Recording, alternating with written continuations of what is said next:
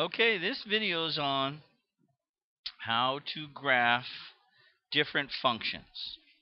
And we're going to use Microsoft Excel to do that. So first I want to graph the function g of x equals x squared plus y. Remember this symbol here, g parentheses x, that just stands for y. That's just a symbol and it stands for y. So we want to graph y equals x squared plus 2. And I have some x's. These are my x's. If I plug 3 into x,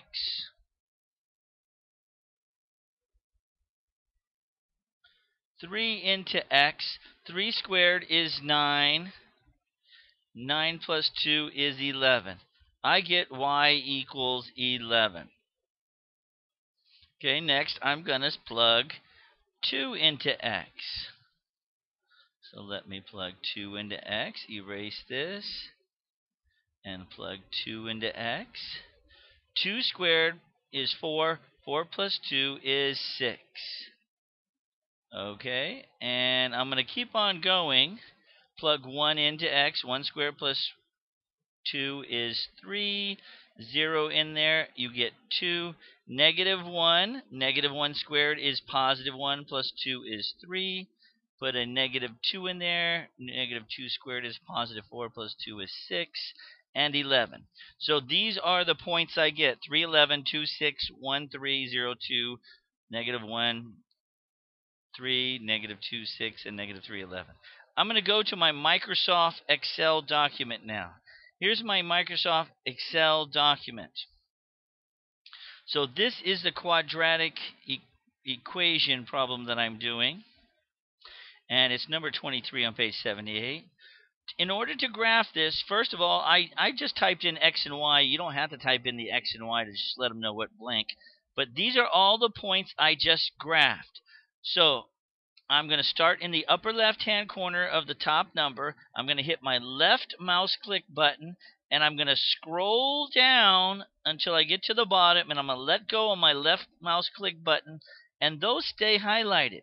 Next, I'm going to go up to the Insert button, click on Insert, come over to Scatter, click on Scatter, and I know the quadratic equation is a parabola, a U-shaped graph, so I'm going to click on Scatter with smooth lines and markers. And do you see how I have my graph? My parabola is right here. Okay, I'm going to take this graph and take it to my Word document. In order to do that, you go around the blue line. If you just get near the blue line right there, right-click, hit Copy. I have it copied on my cursor. I go to my Word document. I click into my Word document. I'm going to click in here, right-click, and hit Paste. It says Paste Cells. I don't know if that's right or not. Paste Cells, there it is. And there's my document. Now I'm going to leave this out and maybe bring my cursor down below and it won't get so messy. Right-click, hit Paste, and there's a better version of my document. There's my graph. Okay, so let's try the next one.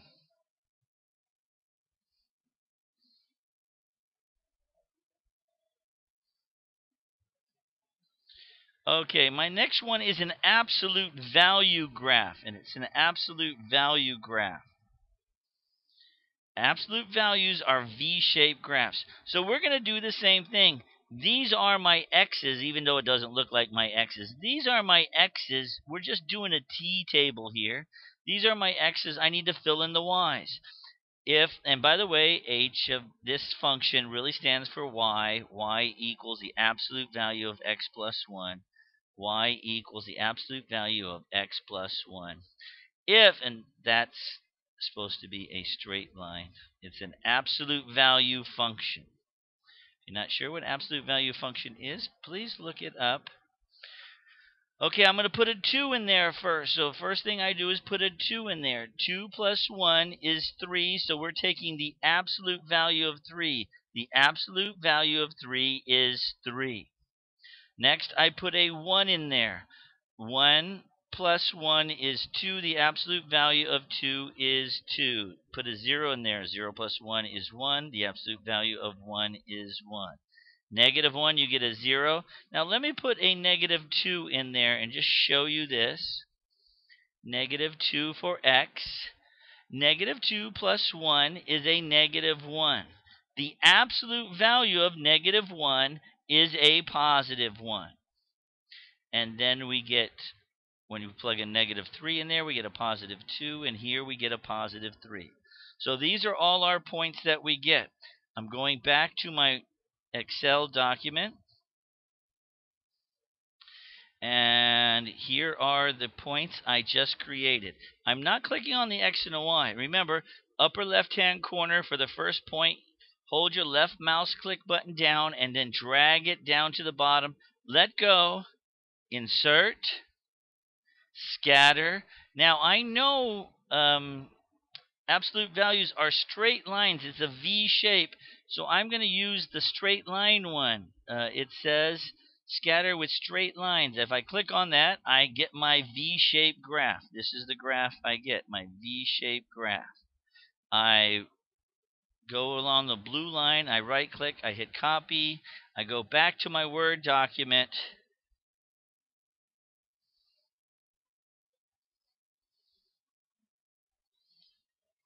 I'm at my Word document, hit right-click, I hit paste, and I have my graph there. I can make it smaller if I'd like. There we go. There's my graph. And I want to do one more graph. My square root graph. My square root graph. So once again, this part telling me it's a function is y. Y equals the square root of x minus 1. If I put 1 into the x part of the square root, 1 minus 1 is 0. The square root of 0 equals 0. And then I'm going to put the rest in. 2 minus 1 is 1. Square root of 1 is 1. 5 minus 1 is 4. Square root of 4 is 2. Then I get a 3 here, and I get a 4 here.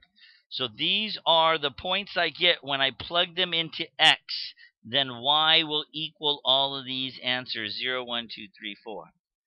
Going to my Excel document, square roots, I go up to the upper left, left click, scroll it all the way down, let go, insert, scatter, and I know square roots are a smooth curved line, so I'm going to smooth curved line here, and there is my square root graph.